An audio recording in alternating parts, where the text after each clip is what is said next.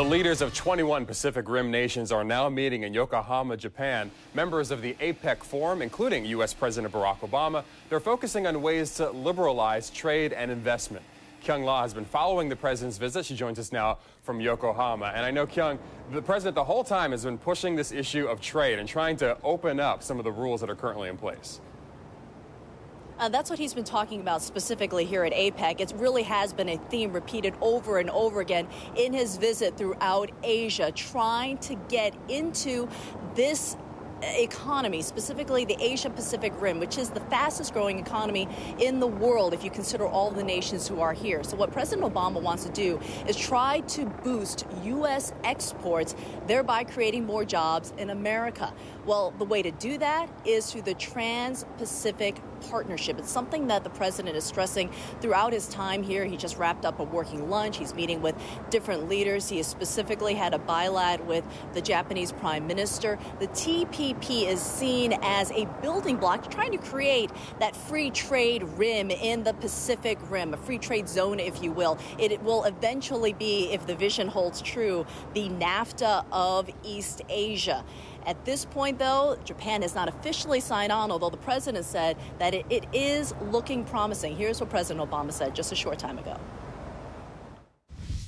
We discussed the need to expand trade and open markets across the region.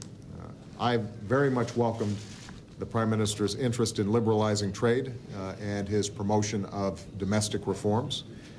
He explained that these steps could put Japan on the road to membership in the Trans-Pacific Partnership, and I very much welcomed Japan's interests.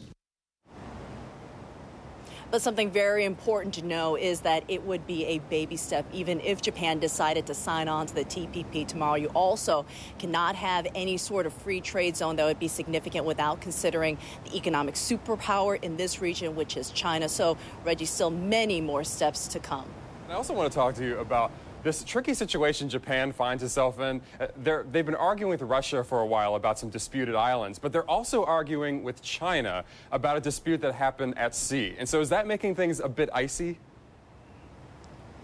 Certainly going to be something that we're all watching, because even though trade may be the topic that's on the table, the side issue of China and China's growing economic dominance in this region is something that is casting a shadow over all of APEC. Because, yes, as you mentioned, Japan is in a dispute not just with Russia, but also with China. And China is seen as really sort of the beginning of all of these island disputes that Japan considers to be very important. So what Japan is looking for is for President Obama to come in here to throw his support to Japan, which is something that he did, and try to reaffirm that and try to get China to understand its dominance and its role, a responsible role that the United States is hoping it will play as it continues to show prominence in the world economy. And the next APEC, I believe, is going to be in Hawaii, which is President Obama's territory. So that should be interesting to see next time this comes around. Kyung La in Japan for us. Thanks so much. Appreciate it.